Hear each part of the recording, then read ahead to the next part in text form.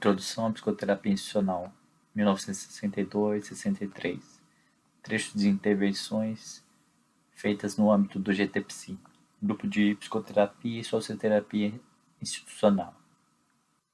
Pode-se situar a origem da corrente de pensamento que desembocou nas formulações atuais da psicoterapia institucional, um tanto arbitrariamente no período que precedeu a libertação na França. Seria sem dúvida possível remontar ainda mais longe, ao pós-guerra de 1914, com o desenvolvimento em diferentes hospitais psiquiátricos da Westfália da terapêutica ativa de Hermann Simon, ou mais remotamente ainda a Inglaterra, com os métodos de sem restrição, porta aberta, etc. Muitas coisas já haviam, por conseguinte, sido tentadas no mundo para, abre aspas, humanizar o destino dos pobres doentes mentais, fecha aspas.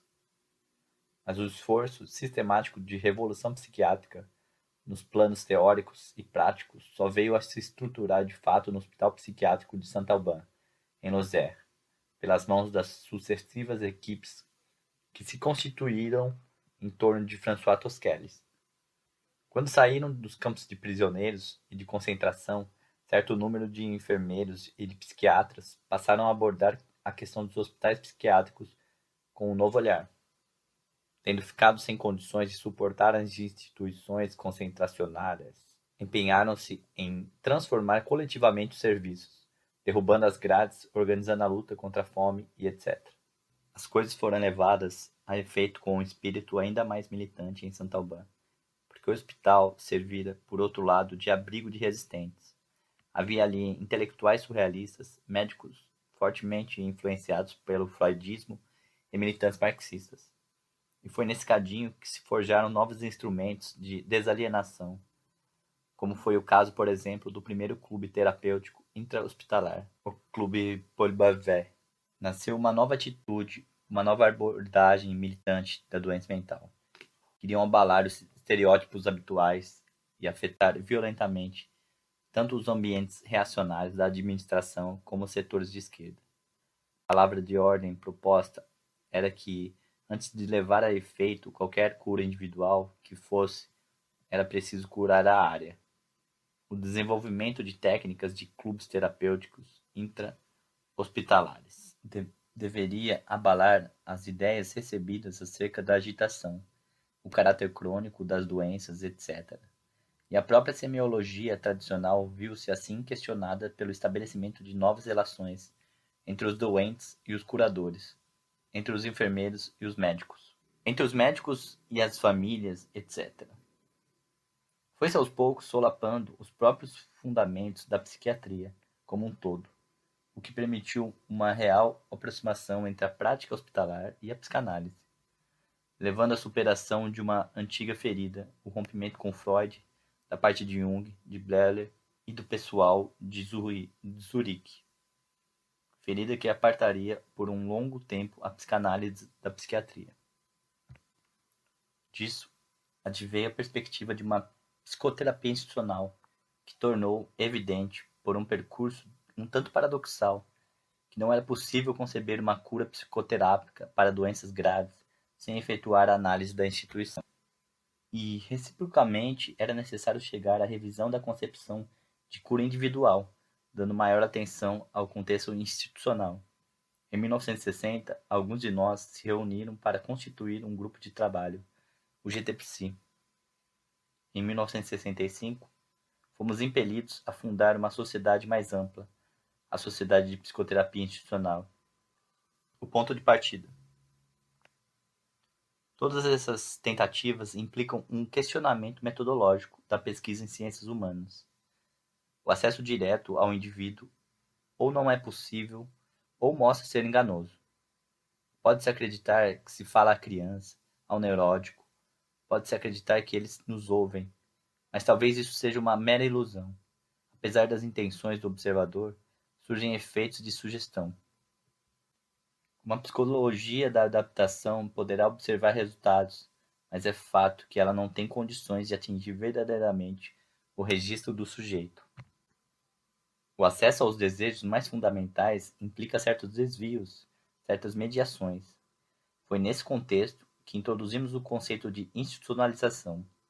O problema da produção de instituições. Quem produz a instituição e organiza seus subconjuntos? Haverá uma maneira de alterar essa produção.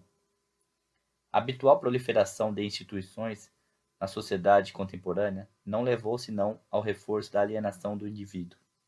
Haverá condições de ocorrer uma transferência de responsabilidade e de que suceda ao burocratismo uma criatividade institucional? Mas com que condições? Haverá técnicas específicas de dar voz ao objeto que se quer estudar? Com efeito, simplista ou explicitamente revocamos objeto de estudo, se não lhe fornecemos recursos de expressão, mesmo e principalmente quando ele não dispõe de meios de comunicação adequados, podendo esse meio ser o sonho, o fantasma, o mito, a expressão pictórica, a expressão prática, etc. Acaba-se pessoalmente afetado por um efeito de miragem, por relações projetivas, com o objeto considerado. Trata-se, afinal, de um questionamento das antigas categorias mal elaboradas da psicologia universalizante e abstratizante. Há várias vias de definição do psiquiatra: a estrita determinação social, sua relação com o Estado, a situação a qual ela deve integrar-se e que não lhe deixa como margem de intervenção mais do que a resultante entre as possibilidades objetivas da instituição, sua autodeterminação pessoal, sua energia, sua idade, seus problemas, sua capacidade de sair de dificuldades, etc. A partir disso, seria possível estabelecer uma definição do papel e da função psiquiátrica, mas seu sentido se altera por inteiro se a considerarmos de outro ângulo, definindo a loucura como algo que escapa à determinação social. Se dissermos que o psiquiatra é aquele que se vê às voltas com a loucura, vemos-nos diante de uma definição que não é facilmente compatível com a primeira. Ficamos diante de uma espécie de divisão entre a vocação de aprender as respostas da loucura e o fato de sermos agentes da inserção dessa loucura numa estrutura de alienação social. Temos o direito de perguntar o que se quer mais, um aumento ou filosofia? No nível da determinação social do psiquiatra, vemos-nos diante daquilo que Tosquelles abordou de forma política, a articulação de um grupo social à sociedade global. Em contrapartida, se nos colocamos no ângulo do aprofundamento existencial de uma dada relação com a loucura, somos confrontados pelo aspecto mais agudo da pesquisa cultural e antropológica, o freudismo e todas as formas de exploração da praxis humana, seja o cinema ou o estudo das sociedades primitivas, etc. Cumpre abordar certo número de problemas conceituais cuja elaboração séria de modo algum pode ser executada em grupo. Ela é realizada em função de dimensões a tal ponto pessoais que é bem raro que se possa adquirir uma cultura de base simplesmente se reunindo, trocando monografias, etc. Certo número de conceitos que vamos discutir talvez tenham sido na origem conceitos pessoais, mas é preciso reelaborá-los. É preciso que se tornem conceitos do GTPSI, que se transformem em conceito palavra de ordem do grupo, conceito operacional. É dessa maneira que será possível transmitir conceitos de diferentes origens, psicanalíticos, filosóficos, etc. Quem sabe a atualização, em particular daqueles que preservem a articulação da análise com o campo político, não venha a permitir o desvelamento de uma verdade num espaço em que a situação tenderia a instaurar uma opaca ideologia. Por conseguinte, não se trata de uma orientação humanista, mas de saber como se desvencilhar dela quando se está preso a um dado contexto. É a partir de uma tal necessidade, com base num mínimo de grupos de vanguarda, identificando um empreendimento comum, não só em ações, mas numa estratégia conjunta, que se colocará o problema de um controle analítico, político e ético